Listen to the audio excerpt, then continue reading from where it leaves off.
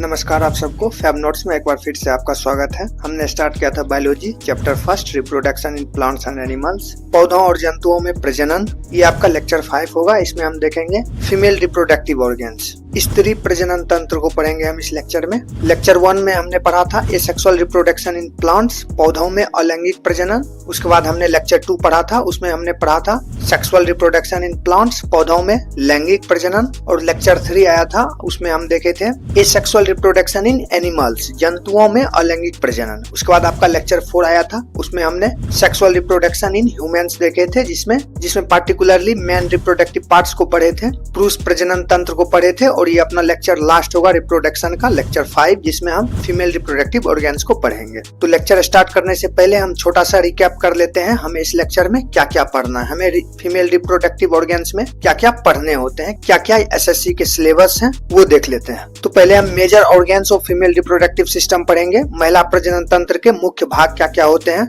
इसमें हम external organs पढ़ेंगे और इंटरनल ऑर्गन्स पढ़ेंगे, बाहरी अंग और आंतरिक अंग। पहले हम external organs of female reproductive system पढ़ेंगे, महिला प्रजनन तंत्र के बाहरी अंग क्या क्या होते हैं। फीमेल के एक्सटर्नल ऑर्गन्स को हम वल्वा भी बोलते हैं या पुडेंडम बोलते हैं। तो इसमें पहले हम मॉन्स प्यूबिस पढ़ेंगे, जिसे हिंदी में भी मॉन्स प्यूबिस ही कहा जाता है। उसके बाद हम लेबिया मेजोरा पढ़ेंगे, जिसे आउटर लिप्स कहा जाता है या हिंदी में बड़ी भगोष्ठ कहा जाता है। इसको पढ़ने के बाद हम लेबिया माइनोरा पढ़ेंगे, जिसे इनर लिप्स कहा जाता है और हिंदी में छोटी भगोष्ठ कहा जाता है। उसके बाद हम पढ़ेंगे क्लिटरस, जिसे हिंदी में भगसेफ कहा जाता है। उसके बाद हम पढ़ेंगे वेस्टिब्यूल, जिसे हिंदी में प्रवेश द्वार कहा जाता है। और छठा हम पढ़ेंगे बार्थोलिन्स ग्लैंड, जिसे वेस्टिब्यूलर ग्लैंड्स भी कहते हैं और हिंदी में बार्थोलिन्स ग्रंथियां कहा जाता है इसे। उसके बाद हम 7वां पढ़ेंगे हाइमेन, जिसे हिंदी में योनि चछद कहा जाता है। उसके बाद 8वां पढ़ेंगे और लास्ट पढ़ेंगे हम पेरिनियम, हिंदी में भी इसे पेरिनियम ही कहा जाता है। इसके लोकेशंस को पढ़ेंगे, इसके फंक्शंस को पढ़ेंगे, विद डायग्राम आपको समझाता जाऊंगा। ये आपके फीमेल पार्ट्स के एक्सटर्नल ऑर्गन्स हैं और इससे भी क्वेश्चंस पूछे जाते हैं एसएससी में। इसके बाद हम इंटरनल ऑर्गन्स को पढ़ते हैं। इंटरनल ऑर्गन्स में पहले हम पढ़ेंगे वेजिना, जिसे हिंदी में योनि कहते हैं। उसके बाद हम पढ़ेंगे यूटेरस, जिसे हिंदी में गर्भाशय कहते हैं। यूटेरस के भी 3 पार्ट्स होते हैं, तीनों को हम अलग अलग पढ़ेंगे। पहला पार्ट होगा आपका फंडस, हिंदी में भी इसे फंडस ही कहते हैं। दूसरा पार्ट होगा आपका बॉडी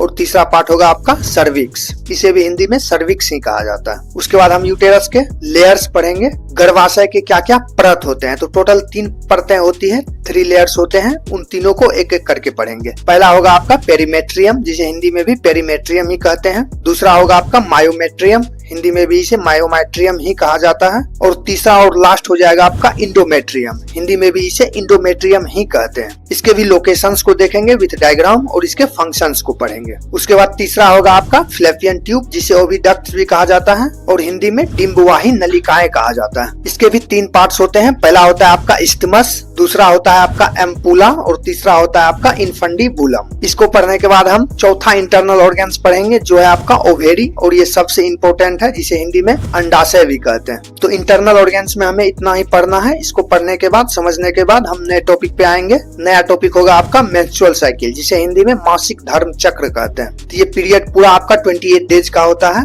इसको 4 फेजेज में बांटा गया है। पहला फेज होगा आपका मेंस्ट्रुअल फेज, जिसे हिंदी में रजोधर्म चक्र कहते हैं। दूसरा फेज होगा आपका फोलिकुलर फेज, जिसे हिंदी में पुटक चरण कहते हैं। और तीसरा होगा आपका ओवल्यूशन फेज, जिसे हिंदी में अंडोत्सर्ग चरण कहते हैं। और लास्ट और चौथा हो जाएगा आपका ल्यूटल फेज, जिसे हिंदी में पिंड चरण कहते हैं। इसको पढ़ने के बाद हम अगला टॉपिक स्टार्ट करेंगे, फर्टिलाइजेशन प्रोसेस। फर्टिलाइजेशन निषेचन की प्रक्रिया को जानेंगे। इसमें पहले हम जर्नी ऑफ स्पर्म देखेंगे। जर्नी ऑफ स्पर्म को भी हम 4 फेजेज में पढ़ेंगे। पहला फेजेज होगा डिपोजिशन, इसमें हम देखेंगे लगभग 20 से 30 करोड़ स्पर्म आपके वेजिना में डिपोजिट होता है। और दूसरा देखेंगे हम कैपेसिटिसम, जिसे हिंदी में क्षमता प्राप्ति कहते हैं। और तीसरा देखेंगे हम ट्रेवल ऑफ स्पर्म, यात्रा देखेंगे स्पर्म का, फीमेल बॉडी में स्पर्म कैसे ट्रेवल करते हैं। और चौथा देखेंगे हम सर्वाइवल, उत्तरजीविता। हमने फर्स्ट फेज में पढ़ा था डिपोजिशन में कि 20 से 30 करोड़ स्पर्म आपके वेजिना में डिपोजिट होता है, उससे सिर्फ 200 स्पर्म आपके एग तक पहुंच पाता है। ये फेज हम सर्वाइवल में पढ़ेंगे। और इसको पढ़ने के बाद हम फिर जर्नी ऑफ एग पढ़ेंगे, जो एग रिलीज होता है फीमेल बॉडी में, उसके जर्नी को पढ़ेंगे। इन दोनों को पढ़ने के बाद फर्टिलाइजेशन निषेचन के प्रोसेस को समझेंगे। और फिर आपका नया टॉपिक चालू होगा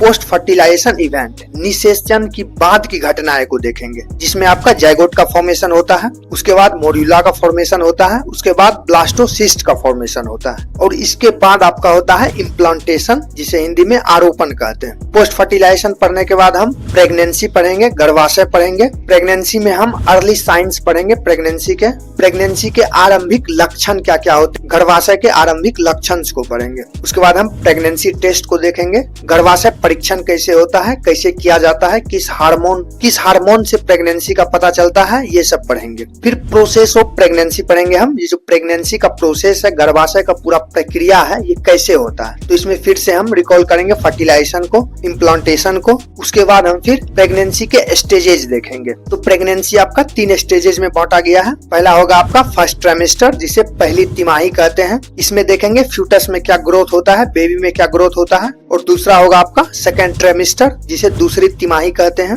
इसमें क्या चेंज आते हैं फ्यूटस में, बेबी में, ये देखेंगे। उसके बाद आपका लास्ट होगा थर्ड ट्राइमेस्टर, जिसे तीसरी तिमाही कहते हैं। तीसरी तिमाही तक आते आते आपका जो बेबी होता है, फीटस होता है, उसका ग्रोथ पूरी तरह हो जाता है। तो ये सबको अच्छे से पढ़ेंगे, पूरी जर्नी को क्रमशः पढ़ेंगे, आपको बहुत मजा आने वाला। उसके बाद हम पढ़ेंगे प्लेसेंटा एंड अम्बिलिकल कॉर्ड का डेवलपमेंट कैसे होता है और इसके फंक्शंस क्या होते हैं, जिसे हिंदी में नाल एवं नाभिरज्जु कहा जाता है। प्लेसेंटा को नाल कहा जाता है और अम्बिलिकल कॉर्ड को नाभिरज्जु कहा जाता है। तो प्लेसेंटा को पढ़ेंगे, नाल को पढ़ेंगे, उसके बाद अम्बिलिकल कॉर्ड को पढ़ेंगे, नाभिरज्जु को पढ़ेंगे। और इसको पढ़ने के बाद हम लेबर एंड डिलीवरी पढ़ेंगे, प्रसव एवं जन्म, बच्चे का जन्म जो होता है उसके बारे में पढ़ेंगे। इसमें भी आपका 3 फेजेज में बांटा गया है। पहला होता है आपका डायलेशन, जिसे विस्फारण कहते हैं हिंदी में। दूसरा होगा आपका एक्सपल्सन, जिसे निष्कासन कहते हैं। और तीसरा होगा आपका आफ्टर बर्थ, जिसे रजायु निष्कासन कहते हैं। तो हमने स्टार्ट किया था फीमेल के रिप्रोडक्टिव सिस्टम से और क्रमशः हम एक्सटर्नल ऑर्गन्स को देखेंगे, उसके बाद इंटरनल ऑर्गन्स को देखेंगे, उसके बाद मेंस्ट्रुअल साइकिल, मासिक धर्म चक्र को देखेंगे, उसके बाद फर्टिलाइजेशन प्रोसेस को पढ़ेंगे, उसके बाद इम्प्लांटेशन देखेंगे, उसके बाद पोस्ट फर्टिलाइजेशन इवेंट देखेंगे, फर्टिलाइजेशन की बाद की प्रक्रिया, निषेचन की बाद की प्रक्रिया को देखेंगे। उसके बाद हम प्रेगनेंसी देखेंगे, गर्भाशय देखेंगे, उसके बाद प्रेगनेंसी टेस्ट देखेंगे, प्रोसेस ऑफ प्रेगनेंसी देखेंगे और लास्ट में हम लेबर एंड डिलीवरी देखेंगे, प्रसव एवं जन्म। क्रमशः इन सब को पढ़ेंगे। इसको पढ़ने के बाद आपका नया टॉपिक शुरू होगा, hormones in female reproductive systems. महिला प्रजनन तंत्र में कौन कौन से हार्मोन्स का इंपोर्टेंट है और रिप्रोडक्टिव पार्ट से रिलेटेड किस किस हार्मोन्स का यूज होता है, किस किस हार्मोन्स का प्रोडक्शन होता है, वो देखेंगे। पहला हम इसमें गोनाडोट्रोपिन रिलीजिंग हार्मोन देखेंगे, हिंदी में भी इसे गोनाडोट्रोपिन रिलीजिंग हार्मोन ही कहा जाता है और इसे शॉर्ट में GnRH भी कहा जाता है। दूसरा हम पढ़ेंगे फॉलिकल स्टिमुलेटिंग हार्मोन, जिसे FSH कहा जाता है और हिंदी में भी इसे फॉलिकल स्टिमुलेटिंग हार्मोन ही कहा जाता है। और तीसरा हम देखेंगे ल्यूटिनाइजिंग हार्मोन, जिसे LH कहा जाता है और हिंदी में भी इसे ल्यूटिनाइजिंग हार्मोन ही कहा जाता है। और चौथा देखेंगे हम एस्ट्रोजन, जो काफी इंपॉर्टेंट हार्मोन है आपके फीमेल रिप्रोडक्टिव से रिलेटेड, हिंदी में भी इसे एस्ट्रोजन ही कहते हैं। इसको पढ़ेंगे। इसको पढ़ने के बाद हम प्रोजेस्टेरॉन पढ़ेंगे, हिंदी में भी इसे प्रोजेस्टेरॉन ही कहते हैं। ये भी बहुत इंपॉर्टेंट हार्मोन है आपका फीमेल के लिए। और छठा हम पढ़ेंगे ह्यूमन क्रोनिक गोनाडोट्रोपिन, जिसे HCG भी कहा जाता है और हिंदी में इसे मानव क्रियोनिक गोनाडोट्रोपिन कहा जाता है। और सातवां हम पढ़ेंगे रिलैक्सिन, हिंदी में भी इसे रिलैक्सिन ही कहा जाता है। ये भी आपका एक हार्मोन है फीमेल में जो प्रोड्यूस होता है। और आठवां हम पढ़ेंगे प्रोलैक्टिन, जिसे हिंदी में प्रोलैक्टिन ही कहा जाता है। और नौवां पढ़ेंगे हम ऑक्सीटोसिन, हिंदी में भी इसे ऑक्सीटोसिन ही कहा जाता है। प्रोलैक्टिन और ऑक्सीटोसिन आपका मिलता जुलता हार्मोन है, इस दोनों में डिफरेंस देखेंगे। तो हार्मोन में हमें इतना ही पढ़ना है। उसके बाद हम कुछ common disorders of female reproductive पढ़ेंगे। महिला प्रजनन तंत्र में सामान्य विकार क्या क्या होते हैं वो पढ़ेंगे।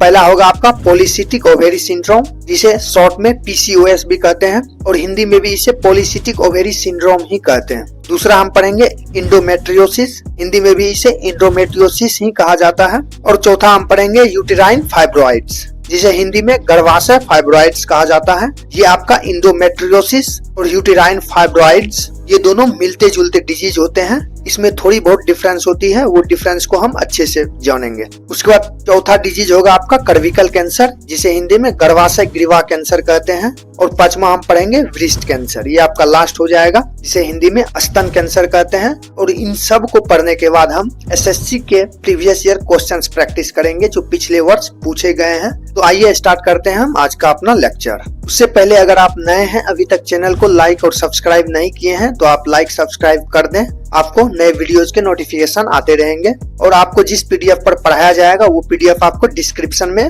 दे दिया जाएगा, आप वहां से PDF डाउनलोड कर सकते हैं। तो आइए स्टार्ट करते हैं हम आज का अपना लेक्चर।